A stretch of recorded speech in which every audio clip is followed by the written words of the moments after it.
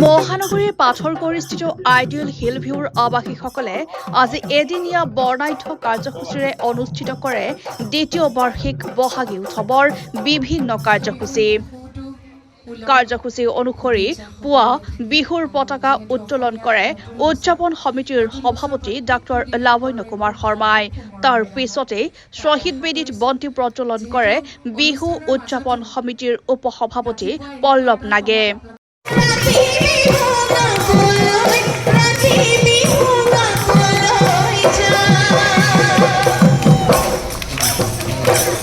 ইয়াৰ পিছত পুৱা 10 বজাত হিল বিহুৰ প্ৰাংগণত ৰঙালী বিহু সন্মিলনৰ বাকৰিৰ পৰা বিভিন্ন জাতি জনগোষ্ঠীৰ থলুৱা নৃত্য গীতৰ সমাহাৰেৰে উলিওৱা হয় এক বৰ্ণিল সাংস্কৃতিক শোভাযাত্ৰা। সাংস্কৃতিক শোভাযাত্ৰা মুকলি কৰে অসমৰ জনপ্ৰিয় কণ্ঠশিল্পী প্ৰণামিকা গোস্বামীয়ে। ইয়াৰ পূৰ্বে বিহু উদযাপন সমিতিৰ তৰফৰ পৰা জ্যেষ্ঠজনক সম্বৰ্ধনা বিহুৱান প্ৰদান কৰাৰ লগতে মুকলি বিহু প্ৰদৰ্শন কৰা হয়। সাংস্কৃতিক সন্ধিয়াত আগবঢ়োৱা হয় স্থানীয় শিল্পীৰ গীত মাত নৃত্য প্ৰদৰ্শনৰ লগতে জনপ্ৰিয় শিল্পী অনুপম শইকীয়াৰ সংগীতানুষ্ঠান।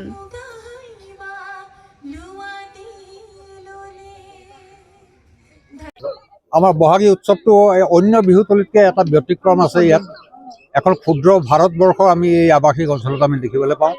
গতিকে তেনেধৰণেই আমি এই বহাগী উৎসৱৰ কাৰ্যসূচীবিলাক আমি হাতত লওঁ। ইয়াৰ এটা বিশেষ বৈশিষ্ট্য হৈছে যে আমি সকলো বাসিন্দাৰ সকলো ঘৰৰ মুৰব্বীসকলক আমি এটা সম্বৰ্ধনা জনাওঁ আৰু সন্ধিয়া যিটো সাংস্কৃতিক কাৰ্যসূচী আছে আমাৰ ভাৰতবৰ্ষৰ বিভিন্ন স্থানৰ তেওঁলোকৰ যিবিলাক পৰম্পৰাগত তেওঁলোকৰ গীত মাত সেইবিলাক পৰিৱেশন কৰিবলৈ আমি এটা উৎসাহ পালন কৰোঁ।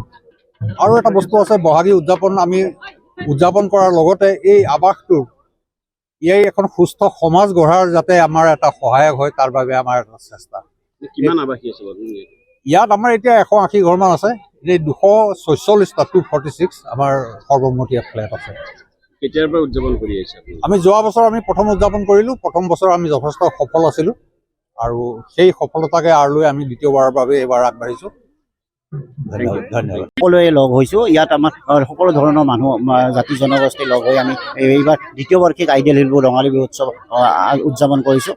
আমি নথৈ আনন্দিত যে ইয়াত সকলোৱে আমাক আগভাগ লৈছে আৰু সকলোৱে আমাক সহায় সহযোগিতা কৰিছে। আমি আগন্তুক আৰু প্ৰতি বছৰে পাতি যাম বুলি আমি দৃঢ় প্ৰতিজ্ঞ।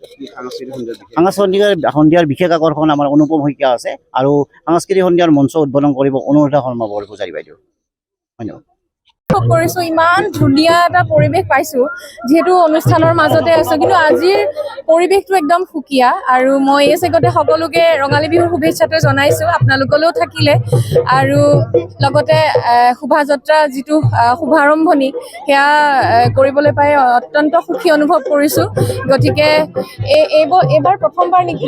এইবাৰ দ্বিতীয়বাৰ এনে সৌভাগ্যটো হ'ব বুলি ময়ো ভবা নাছিলো। যিহেতু সকলোকে বহুত বহুত ধন্যবাদ আৰু বহুত সুন্দৰ সুন্দৰ অনুষ্ঠান আছে, যিহেতু ৰাতিলৈকে আছে ন মাহী? অনুষ্ঠান আছে। গতিকে এয়া আৰম্ভণি কৰিলোঁ। এয়া আৰম্ভণি যিহেতু এতিয়ালৈকে খুব ধুনীয়া হৈ আছে, বতৰেও ধুনীয়া কথাই কৈ আছে। গতিকে সকলো ভাল হ'ব বুলি আশা কৰোঁ। জিতুমণি ডেকাৰ ৰিপৰ্ট, B24 অসম এনি।